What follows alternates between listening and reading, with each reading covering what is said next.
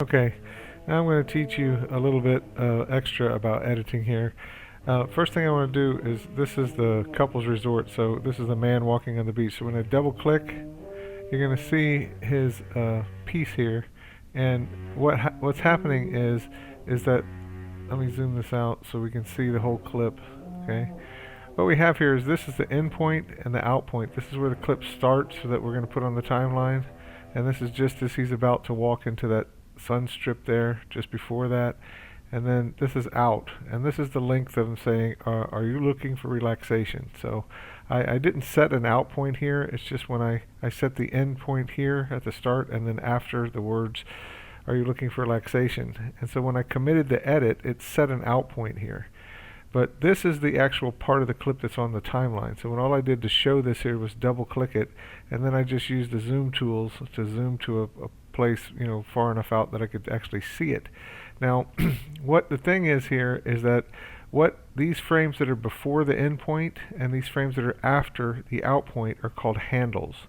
These are extra frames. So if you're going to create a dissolve, or if you're going to extend the clip at all, like if I can extend it out this way, and when I let go, you'll see the out point moves out to here. So I've extended the clip. I can always trim the clip shorter because there's no limit on that. But there's some point where I can't stretch it out any farther. And when I do that, the out point is all the way. Actually, if I extend it all the way, it's at the very end of the clip here. Okay, this isn't really extending, it's just extending the view of what I'm looking at. But I still have some what they call handle frames here before the endpoint. So what's important about handle frames is they're for extending your edit somewhat, but also for creating like transitions, like dissolves and wipes and different kind of effects. So what I'm going to do here is I'm just going to bring this back. I'm leaving the endpoint normal, and then I've got the playhead here on the timeline that's parked right after the words, "Are you looking for relaxation?" So I'll just play and stop at that point. Are you looking for relaxation? Stop, and then I'm going to grab the end of it and just trim back, okay, and let it snap to the playhead. Okay, now I'm going to undo that for a second, because a more convenient way of doing this is just to hit the W key. But if I don't have this audio track locked, when I hit the W key, it's going to trim the audio too, so there's a little piece of the audio got trimmed off. So I'm going to undo that, okay, make sure the target track is on the V1 track. And instead of if I lock the audio track now though, I can use the W key and it'll trim it in one click instead of having to drag it. But the other part is, and I want to show you, the next one is called back timing an edit, okay? So this is a normal edit. Let me just take this off the timeline.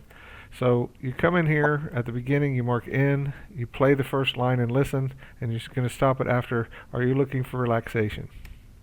Are you looking for relaxation? Stop, mark out. So there is the in and out point where the clip needs to go. You go get the shot, double click the icon, not the words, and we're going to find an end point. I usually put it to where he's just about to walk through that sun strip. So about right there, that's fine. Doesn't have to be an exact frame. And then mark in, okay? So here's my 3-point edit. Here's in and out on the timeline. That's where the clip is going to go. You're going to see it's going to be 2 seconds and 25 frames, okay? And then here's the end point. So these are my 3 points. In and out on the timeline, telling it where to go and how long to be, and then end point is telling this clip where to start. So this is a normal, straightforward edit. I'm going to overwrite, and there it goes down. Now I'm going to go. I've already locked. I put the lock on the vocal track, on the dialogue track, because I don't want to mess with that by accident. Okay. Now, as you know, Premiere puts the playhead at the exact right place for the next edit. So I'm just going to click in, the I on the keyboard for in, and my next piece I'm going to play it is, "Are you looking for relaxation?" Do you need a break? Oh no, sorry. Do you need a break from the everyday? Do you need a break from the everyday? Okay, now I'm going to stop right there. Now I can see if I zoom in just a little bit that I got a little more space here. So I'm going to I'm just going to leave that there for now. So I'm going to mark out. Okay, so here's my in and out points. So I've at 2 seconds and 19 frames. Now let's go get the shot. That's couple on the raft. Okay, couple. Oh no, raft zoom. Sorry, raft zoom. So double click. Okay. Now in this, if we just scrub through it, you'll see kind of nothing happens for a while, and only right here does it start zooming out. Right about there. Start zooming out. Okay, so we don't want this front part because we don't want just shots of their feet there. And then at the end, it actually cuts to black. So you don't want that black either. So, but we want all of this shot as much as we can get. So I'm going to do a thing called back timing. So instead of setting an in point, well, because what I'm going to do is I'm going to set the out point. So if I set the out point here, and then I do the overwrite, it's going to take this out point and clip it to this out point, and it's going to go 2 seconds and 19 frames backwards in this clip and set an end point. So when I go like this, and if I double click this clip, you'll see it. See, and if I zoom out, you'll see that's where it set the end point. Okay, so now we get the out point being the right clip. Okay, so that's the way you can do what's called back timing an edit. So you can have an edit stop at the exact place you want it to stop, as well as starting at the right place that you want it to start.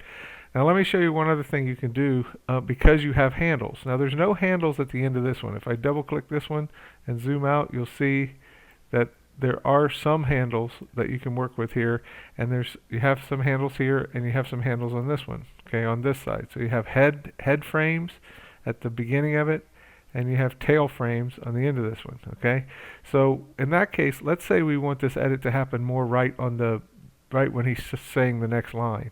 So you can see that in the audio here. So I'm going to just park the playhead right here where he's about to start saying the next line.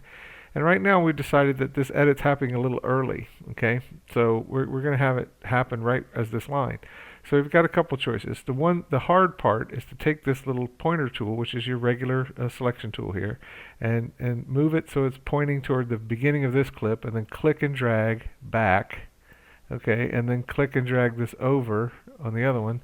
So now we've got it happening right at this point. So we just watch it here for a second. Relaxation. Do you need a break from the everyday? So it happens right on the cut. Now we're going to undo that, okay? So it happens here now. Are you looking for relaxation? Do you need a break from the everyday? Okay, now what you can do is, rather than doing that two-part move, you can come over here and get this called the Roll Edit tool. So if you click on this tool, it's the letter N on the keyboard. And what that does is, if I click now, it's going to trim this off and extend this at the same time. If I pull it this way, it's going to trim this off back this way and extend this one that way. So let's put the playhead where we want the edit to be, which is right here.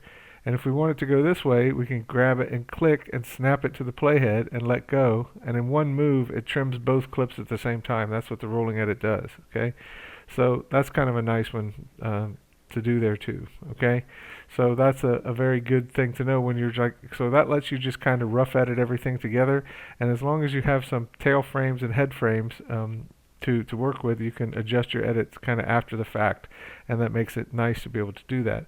Now of course you do need to have these extra frames, and let me show you what happens if you don't have those extra frames. So let me go in here. The next one's this crane over pool bar.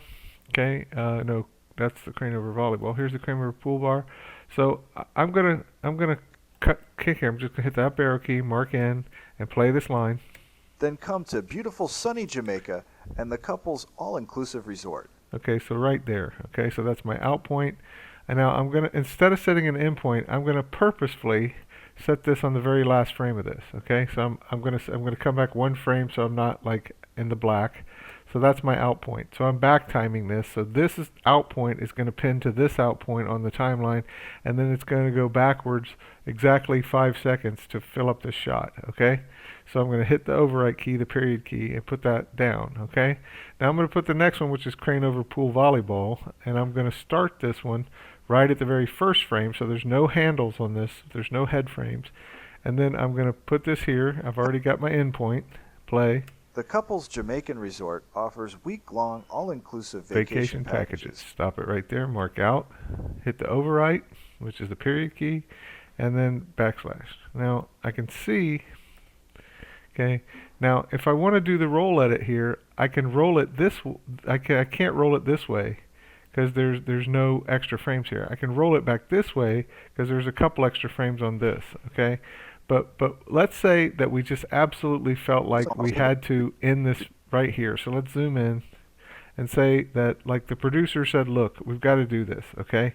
So I'm going to go back to the regular tool here. I'm going to put the playhead where we want the next edit to start, okay? Now this one's easy because we can just drag it backwards. We just do that and we're starting the shot at the right point. But we can't extend this in R because it doesn't have any tools. So let me back out just a little bit and I'll show you how to fix that. What you want to do is, this is another tool that's under here that's called the rate stretch tool. You can also think of it as the slow-mo stretch tool. Okay, so what we're going to do here is we're just going to grab this clip. I'm just going to use the regular tool and push it forward to where we want the edit to happen. So that's fine. But then I'm going to extend it in slow motion. Okay, so I'm going to zoom back in here on this end of it. I don't want to, I'm just moving the playhead so you can see. And we're going to use this rate stretch tool, which actually creates slow motion to extend this clip just a little bit. Okay, if I just click and drag, it will make it fill up that spot, and it will ever so slightly, and it tells you right here. Let me just zoom in because it's really hard to read. Okay, I'm going to zoom right in on it. I'm going to make the track taller too. So if I make the track taller, okay, it says crane over pool volleyball, and it's 96.15%. So it's 96% speed. It's not quite 100% speed. It's a little bit slowed down. So when I hit the clip, you'll be able to see it, but it's so slightly slow mode, you're not even really going to be able to tell. But it did close the gap that we were working on.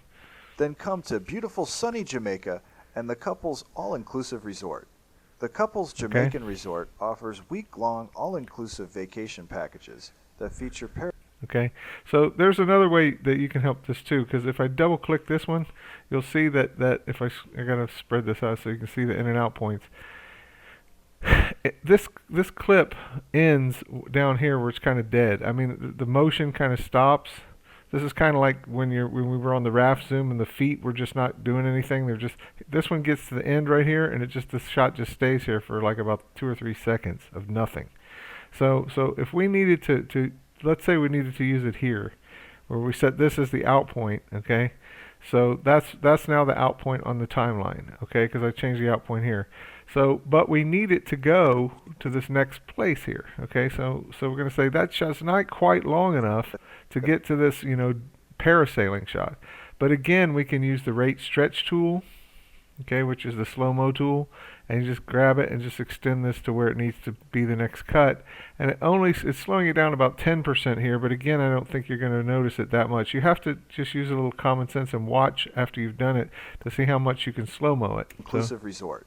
The couple's Jamaican resort offers week-long all-inclusive vacation packages that feature. So there we go. So we slowed it down by a whole 10%, but because they're just hitting a beach ball kind of over the net here, the beach ball is just kind of floating, and it doesn't really look awkward. It doesn't look like you're actually slow-moing it. The couple's Jamaican resort offers week-long all-inclusive vacation packages. Okay, so we actually extended it to cover up.